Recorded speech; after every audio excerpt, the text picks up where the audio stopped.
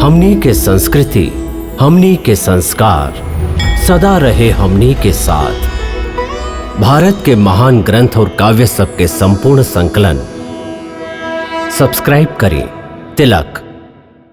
कहीं देवर्षि उहाँ कुशल से तो हैं, उहाँ के जरूर हमारे नया राज्य के स्थापना से शांति मिलल हुई।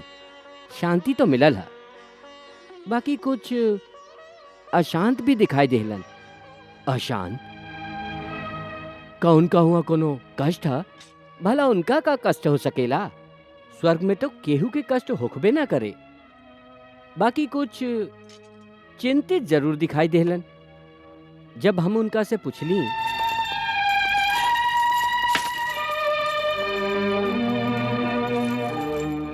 का बात है महाराज पांडु, आज आपके मुखमंडल पर चिंता के बादल काहे हैं?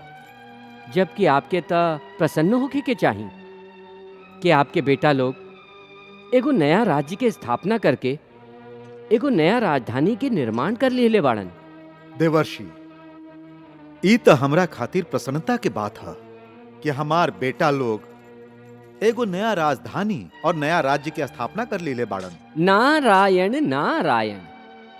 बाकी महाराज, हमके तो आपके मुखमंडल पर चिंता की रेखा दिखाई दे रहल है।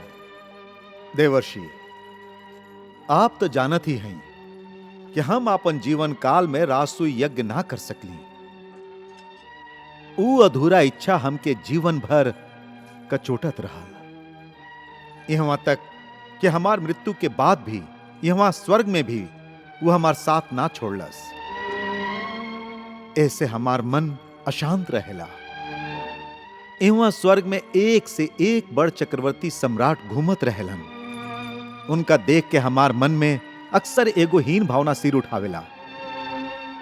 जब हम राजा हरिश्चंद्र, राजा मानधाता, राजा पृथु के महिमा के गुणगान सुनी ले तो अपना आप पर गलानी होखेला। बाकी महाराज, शारीरिक रोग के कारण ही तो आपके असमय धरती से इहवा चलावे के पड़ल रहे। एमे आपके का दोष रहे? देवर्षि, जीवन काल चाहे छोट होखे या बड़, व्यक्ति के पहचान तो उतना ही पल से होखेला जितना पल वो धरती पर रहेला। फिर भी हमारी ये इच्छा के यदि हमार कोनो बेटा पूरा कर देस तो ओकर पुण्य के फल हमके अबहियों प्राप्त हो सकेला।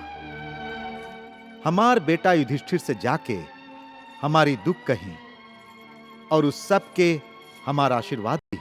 नारायण नारायण।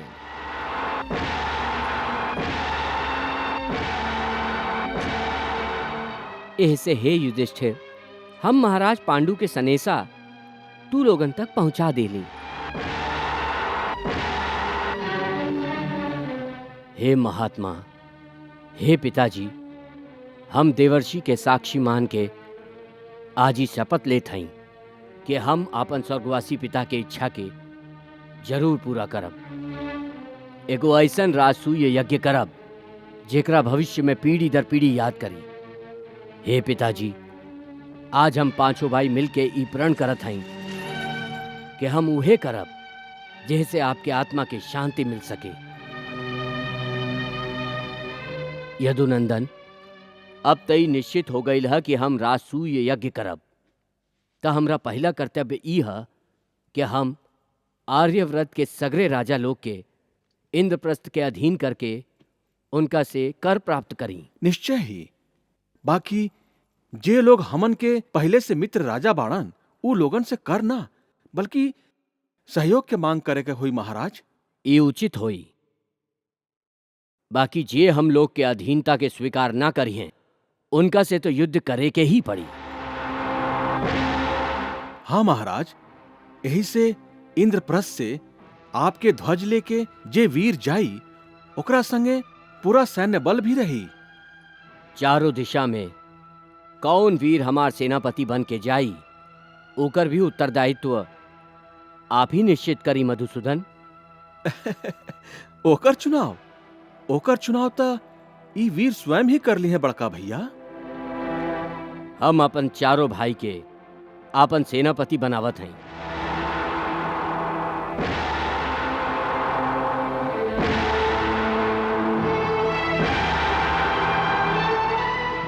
अब बोला, तू लोगन में से कौन वीर कौन दिशा में प्रस्थान कर रहा हा?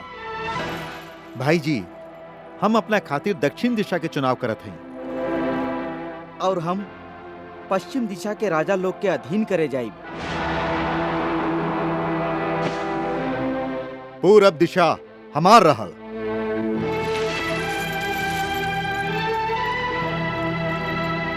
उत्तर दिशा पर हमार अधिकार हुई।